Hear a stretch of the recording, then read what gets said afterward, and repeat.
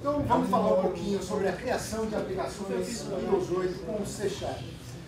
A gente tem uma série de linguagens que a gente pode trabalhar para desenvolver aplicações Windows 8. A gente pode trabalhar com Visual Basic, com C#, com C++, inclusive a gente pode usar JavaScript e HTML. A palestra seguinte, que é a palestra do Alex, ela vai falar desenvolvimento HTML e JavaScript para Windows 8. E a gente vai ver aqui como é que a gente desenvolve com o C#. Aqui, quem é desenvolvedor do .NET? 100%, não tem dúvida, aqui não tem nenhum desenvolvedor que não é desenvolvedor do .NET. Então, eu tenho uma boa notícia para vocês, tá? Tenho uma boa notícia assim que eu colocar o negócio funcionando. Então, eu tenho uma boa notícia para vocês. Vocês já conhecem desenvolvimento para Windows 8. Por quê? Porque é exatamente a mesma coisa. Vocês já conhecem como desenvolver para C#, vocês conhecem o framework, então vocês conhecem o desenvolvimento para Windows 8. E vou dizer um pouco mais.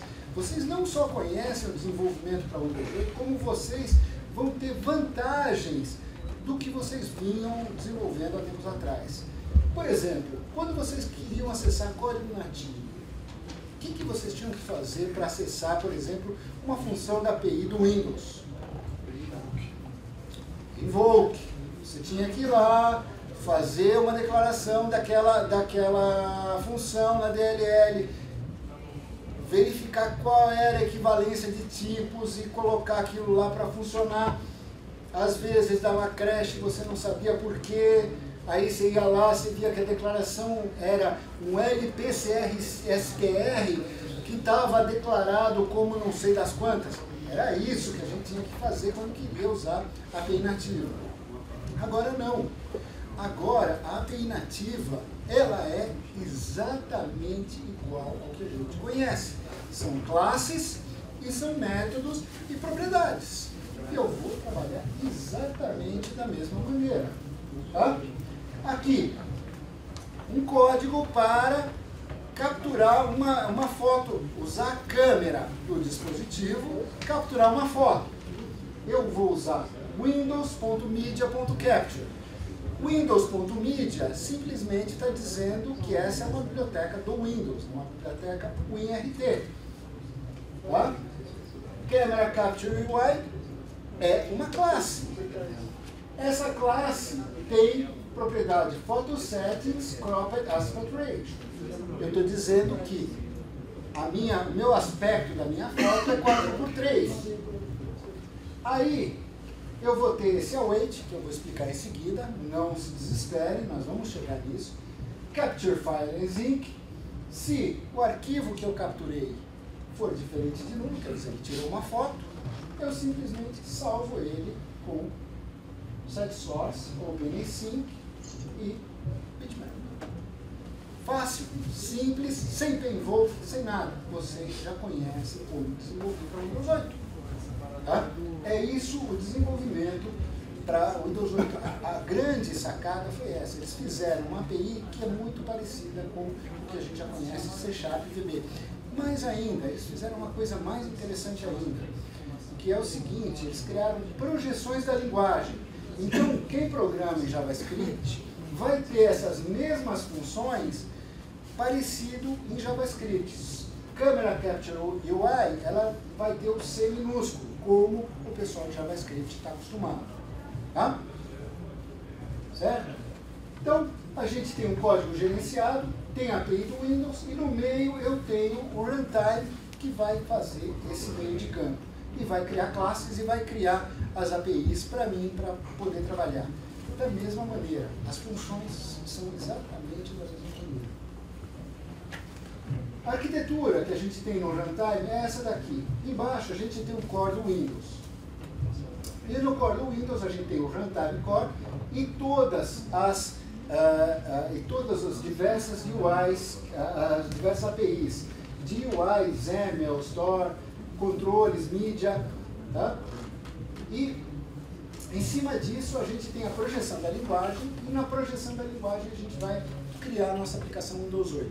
Seja ela C++, seja ela C#, VB ou JavaScript. Eles vão ter, cada um vai ter a sua projeção da linguagem que vai poder usar essa API com classes exatamente da mesma maneira. Tá? E aí eu tenho suporte, além disso eu tenho suporte à linguagem. Com a série R eu vou continuar tendo todo o framework .NET à minha disposição.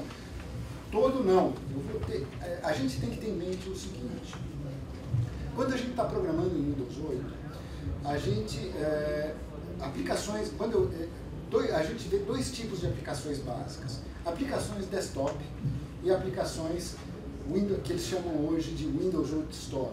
São aplicações que é antigo Meta. Não falei isso, certo? Vocês não ouviram, mas aplicações Windows 8 Store. Aplicações desktop são as mesmas aplicações que a gente desenvolvia antes. São aquelas aplicações que vão rodar num desktop separado. E tem as aplicações Windows 8 Store, que são as aplicações, aquelas aplicações bonitinhas, imersivas, que vão rodar na tela inicial e vão poder rodar tanto em micros Intel quanto em micros ARM.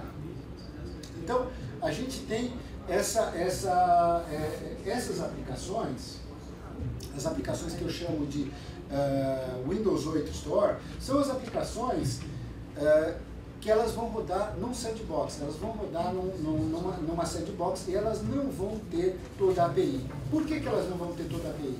Porque essas aplicações elas não podem causar nenhum dano à máquina. Então, por exemplo, se você tentar acessar a máquina do usuário, o registro do usuário, essas aplicações não vão funcionar. Essas aplicações você pode até tentar usar, mas elas não vão ser aprovadas na Store. Você não vai conseguir colocá-las na Store. Não vai conseguir colocá-las na loja. Então, você só pode usar as APIs aprovadas pelo Windows. Sim. Eu vou poder continuar usando Emit? Hein? Posso fazer Emit ainda? Emit? Emit, não. Você não vai poder fazer Emit porque você não vai poder fazer código que muda, que é automodificado. Tudo que é, vamos dizer, além do padrão, emite, registro, você vai poder usar o file system do usuário? Vai, desde que ele te dê autorização para isso. Tá? Então, por exemplo, como é que você usa o file system do usuário? Você tem que abrir um file picker, e aí com esse file picker ele vai lá e seleciona um diretório, e aí você pode acessar o diretório e os subdiretórios desse diretório. Só dessa maneira. Não tenta acessar o drive D do cara se ele não te deu acesso. Não dá. A aplicação falha. Você só pode acessar os arquivos a partir de um file picker. Tá? Isso em aplicações que eu chamo de Windows 8 Store. Aplicações desktop, tudo roda da mesma maneira. Só que aí não vai rodar em ARM. Isso, sim. Deixa eu fazer uma pergunta que eu já perguntei e não souberam me responder. Sim. Quando você compila suporte à linguagem CLR, né, você está compilando em C#, só que ele está gerando código nativo para o runtime. Sim. Por que a Microsoft tomou essa de voltar para o código nativo e não ter mais o ambiente gerenciado do .NET? Porque a ideia do .NET era isso, abstração. Aí que está. Existe uma coisa, tá? Existe um ambiente gerenciado ainda. Em C# existe um ambiente gerenciado que você vai ter ainda, o .NET existe da mesma maneira que existe nas aplicações desktop. Você tem isso daqui. Tá. A única diferença é o seguinte: você tem funções que rodam nessa parte aqui. Essas daqui são nativas, que parecem função .NET, mas não é função .NET. Você pode usar em C#, em C++. C++ não tem o suporte a .NET. Quer dizer, pode ter ou pode não ter, tá? Mas o C++ não tem. O WinJS não tem suporte a .NET. Ele tem uma coisa, o JavaScript, ele tem um WinJS. tá? Que é um suporte à parte. Quer dizer, na realidade, o .NET continua existindo, você continua tendo uma camada. Então, não é que descontinuaram, usaram, é que mudaram o suporte nativo. O nativo agora é C++, o nativo não é mais C. O nativo é classes, o nativo é objetos. Tá? Essa é a única diferença. Não é que... porque assim, antes você tinha um ambiente gerenciado, teoricamente, pela estrutura do .NET, você poderia ter vários ambientes. Sim. Agora, quando você compila RT, você está pondo nativo em um, você não tem mais um ambiente gerenciado. Mas você tem um ambiente gerenciado, porque o que acontece? Você está rodando aqui na sua aplicação, mas você está acessando essa parte aqui. Tá certo que você está acessando isso e isso. Tá? Então você tem os dois, continua tendo o .NET. É um subset do .NET, mas é o .NET ainda, é aquele que você conhece. Na realidade, segredo, é o .NET completo. Mas, é o .NET 4.5, mas o que acontece? Esse .NET tem toda uma série de, uma blacklist, uma lista de coisas que não estão mapeadas dentro de uma aplicação Windows 8 Store. Tá? Mas é o .NET, mesmo .NET, exatamente o mesmo .NET. Tá? Uma coisa que eu quero falar aqui é o seguinte, na última hora nós vamos ter o Dorta, eu e o Vitor vamos ficar aqui e se tiver mais alguém expert em Windows 8, a gente vai ficar aqui 1 hora inteira para responder todas as dúvidas. O que a gente souber, a gente responde. O que a gente não souber, não sei o que a gente faz nesse caso, né? Mas, então vamos segurar as perguntas, porque é meia horinha só, e o Ramon já deu uma chamada na gente aí, que vou te contar. Então, vamos ficar na meia horinha e depois a gente tem 1 hora inteira para conversar com vocês. Tá? Então, o runtime do Windows ele é bem familiar para o pessoal do .NET. Vocês vão ver que as funções são exatamente as mesmas. Tá? E quase tudo que a gente tem no .NET e que no WinRT foi mapeado para o .NET. Foi mapeado, eu tenho primitivas, eu tenho interfaces. Elas podem, no WinRT, elas podem ser um pouco diferentes, mas o que foi diferente foi mapeado exatamente do mesmo jeito, para vocês terem exatamente a mesma sensação que vocês estão trabalhando dentro do .NET, mesmo quando vocês estão trabalhando nativo. Tá? Esse mapeamento é um mapeamento muito fino, não é nada, não é uma camada que atrasa e tudo mais. Tá? Eu tenho construtores, membros estáticos, membros, propriedades, eventos, tudo exatamente como a gente acostumado. Algumas interfaces, elas não existem, por exemplo, no WinRT. Essas daqui, elas são interfaces do WinRT, que elas foram mapeadas diretamente para essas interfaces aqui. Essas daqui a gente conhece, não conhece? Essas daqui a gente não conhece, mas se a gente usar essa daqui, na realidade a gente está usando essa daqui. Tá? E o que não deu para ser mapeado? Métodos de extensão. Por exemplo, olha aqui, aquilo que eu falei do picker.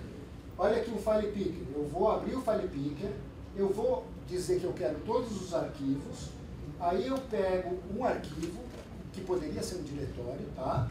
Poderia ser um diretório. Aí eu pego e abro um input_stream. Alguém conhece a input_stream aqui? Se vocês não desenvolvem o Windows 8, vocês não conhecem a input_stream. Evidente. Mas, vocês conhecem isso daqui, stream, que por acaso o namespace é system. Então, se o namespace é Windows, é o WinRT. Se o namespace é system, é .NET. Tá? Aí o que ele faz? Usa esse método, stream, joga um stream, aí eu trabalho exatamente como eu trabalho com streams.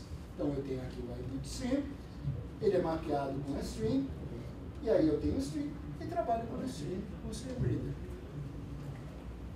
Não mudou nada, nada. Eu falo para vocês, vocês já conhecem. Eu não entendo nem por que tem tanta gente aqui. Não precisa. Esse A8 é por causa do... Hein? O A8 é por causa do Async? É, próximo tema. Não, não é o próximo, é o outro. Eu vou falar da sync. Calma, nós vamos chegar lá. Além disso, uma vantagem extra. Antes, você não podia criar componentes nativos. Alguém tentou criar uma DLL para usar em C++? Eu nunca tentei, mas eu acho que não dá. Agora pode. Agora você pode criar uma DLL em C# e usar ela em C++ e JavaScript. Você vai criar biblioteca de componentes, um IRT, e ela pode ser usada em todas as linguagens. Algumas regras. As assinaturas têm que usar os tipos do IRT. Você não pode usar os tipos nativos. Por exemplo, você não pode usar stream em uma biblioteca. Você pode usar stream dentro da biblioteca, mas o que você expõe, você não pode expor o stream. Tá? Então, não é que você não pode usar, você pode usar, aliás, deve usar. Ninguém vai ficar usando, criando uma biblioteca, um IRT, sem usar os métodos do .NET. Você pode usar. A única coisa, as funções que você expõe, as classes que você expõe, vamos dizer, as classes, as propriedades e os métodos, tem que ser de tipos WinRT. Tá? As structs só podem ter campos públicos. Você não pode criar uma struct com campo privado. Tá? Os tipos têm que ser sealed. Alguém sabe o que é? Alguém não sabe o que é um tipo sealed? Todo mundo sabe o que é um tipo sealed. Você não pode herdar uma classe WinRT. Tá? Ops, não era isso que eu queria fazer, era isso. Só são suportados os tipos genéricos do sistema. Isso daqui é uma coisa importante. Você não pode criar um tipo genérico e expor ele para um IRT. Você só pode usar os tipos genéricos que já existem. Aqueles enumerable, não sei das quantas, de alguma coisa, você só pode usar os do sistema. Você não pode criar novos. Com essas 4 regrinhas, todo o resto pode ser feito. Tá? E async? O que é async? Async é uma coisa que não é do WinRT, é uma coisa do C# 5.0. E é uma coisa que olha, faz pelo menos uns 15 anos que eu quero um negócio assim. Pelo menos. Eu posso dizer que quem aqui programa com threads? Quem aqui acessa web services? Quem aqui, por exemplo, faz programação de UI que tem que ficar atualizando a UI e não pode deixar travada a UI? Olha, nesse levanta, eu acho que se não chegou a 100%, chegou a 97%. Todos vocês precisam de async. E o async veio para facilitar a nossa vida. Tá? Programação assíncrona. Vamos imaginar o seguinte, eu quero fazer um chá. Aí eu quero fazer um chá, eu vou lá no fogão, pego a água, encho,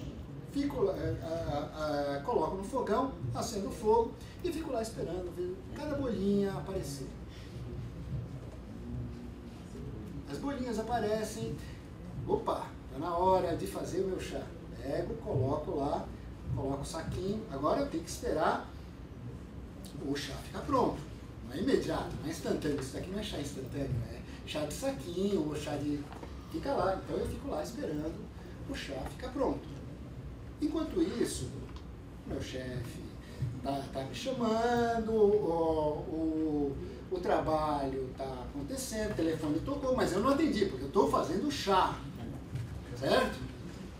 Isso é programação síncrona. Programação síncrona é assim, você chama o download data, ele para tudo, e aí depois ele processa data, e aí vai fazer as outras coisas que tem que fazer. Agora vamos imaginar programação assíncrona. Vou fazer o mesmo chá. Eu pego uma chaleira daquelas de apito. Aí eu ponho a água e coloco para ferver e vou fazer minhas coisas. Quando ferve, a chaleira apita, opa, o chá está pronto, vou lá e pego o meu chá e coloco no saquinho. Aí eu tenho pego meu copo, levo para onde eu estou trabalhando, fico fazendo outras coisas, enquanto isso meu chá fica se apontando lá. Quando eu volto, o chá está pronto. Isso é programação assíncrona. Eu pego, download data async, aí eu faço isso, e ele vai me chamar quando ele terminou. Enquanto isso, eu faço outras coisas. Melhor, né? Muito melhor. Só que tem um problema. Isso daqui é uma dor de cabeça. Por quê? Porque eu tenho que chegar e arrumar um mecanismo para me avisar quando está pronto, e aí eu vou fazer outras coisas. Quando fizer, eu tenho que voltar. Tudo isso é muito complicado, é muito chato. E ele transforma, tá? Ele transforma o seu código num código virado de cabeça para baixo. Vocês já programaram isso? Eu vou dar um panorama rápido. A programação assíncrona existe faz muito tempo no .NET. A Async Operation acho que existe desde o .NET 1.0. Tá? Task de T, .NET 4.0.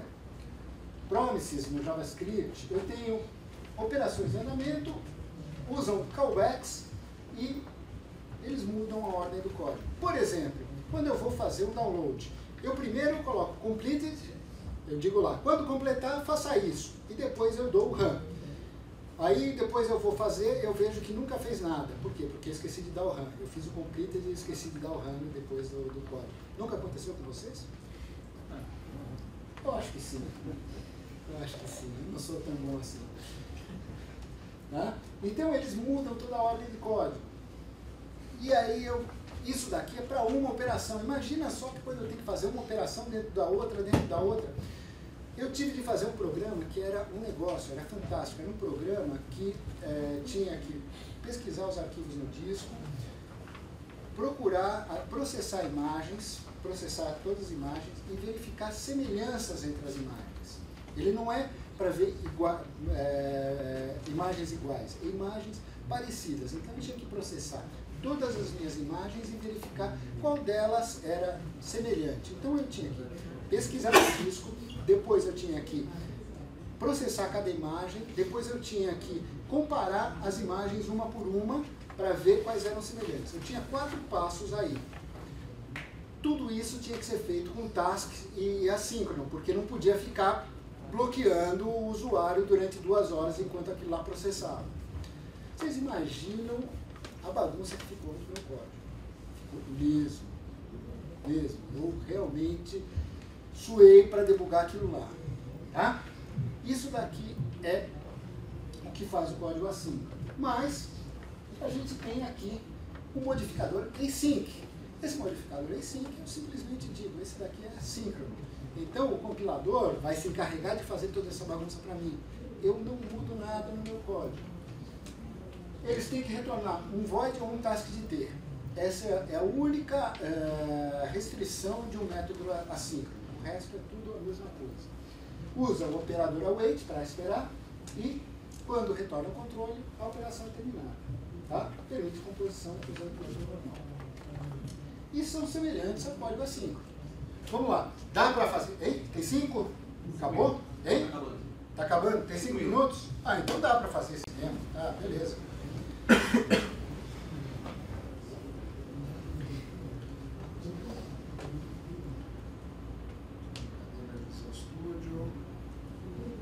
Eu adoro quando some isso. Aqui. Então eu tenho aqui, olha aqui. Esse daqui é um programinha assim. O que ele faz? Ele vai pesquisar tweets.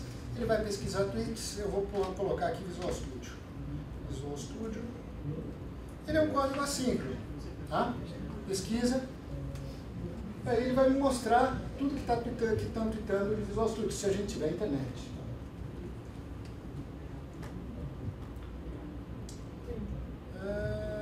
Que bacana. Alguma coisa que não deu certo aqui. Será que...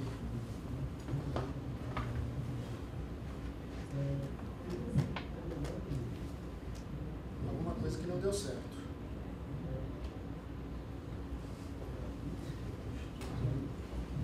A rede não está autenticada.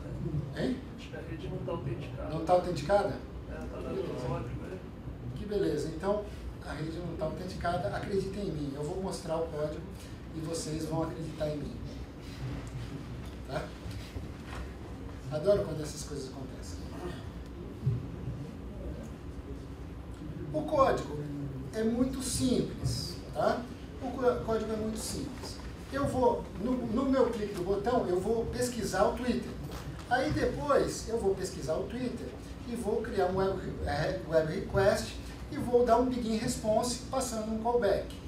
Eu passo o callback, que está aqui, ele pega aqui e me pega a resposta, e aí eu vou fazer dispatcher running sync. Por quê? Porque isso daqui roda numa thread secundária, essa thread secundária ela não pode acessar a UI, então eu tenho que usar o dispatcher running sync. Bagunça, né? Bagunça bastante o meu código. Não é isso que eu quero. Eu quero um código assíncrono. Então eu venho aqui. Está rodando. Está rodando, está rodando.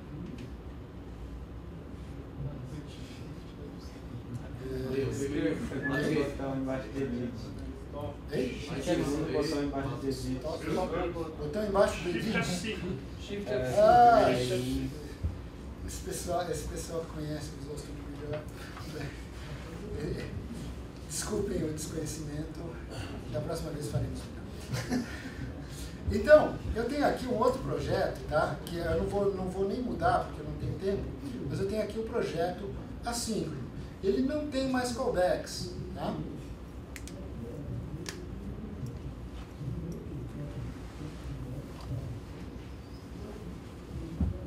Está aqui nos meus documentos. Visual Studio 2012, Projects. Então, esse projeto, aí o que eu fiz? Eu fui converter ele para assíncrono. Quando eu converti ele para assíncrono,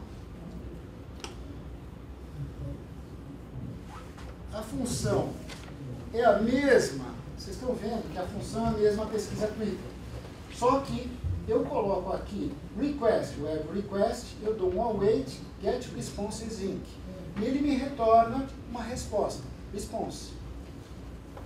Aí eu faço o item source, ser parse tweets, conversa response. O código que antes tinha um callback, tinha o dispatcher, tinha isso, tinha aquilo, virou essas três linhas. Código síncrono. É exatamente a mesma coisa que o código síncrono. Tudo por quê? Porque eu fiz o await e o await já me retorna a resposta. Eu não preciso colocar a resposta dentro de um callback. Aí depois eu pego essa resposta e já processo, porque eu tenho certeza que isso daqui só vai acontecer depois que esse daqui acontecer. É muito legal isso daqui. Legal? Então, vamos fechar aqui? Vamos fechar. Bruno, Sim? só fazendo uma propaganda aqui, eu vou palestrar sobre isso aí. Certo. Hoje aqui no Propaganda. 16 horas. 16 horas, sala. Professional. Hein? Professional. Sala Professional. E sim, vale a pena. Só que não esvazia essa, não, viu? Então, você já sabe como programar para Windows 8 C# VB, tá? É influenciado pelo C# VB, é natural para o C# Visual Basic, permite criar componentes influenciados para runtime e sim, não precisa mais de callbacks. Beleza? É isso que eu queria falar.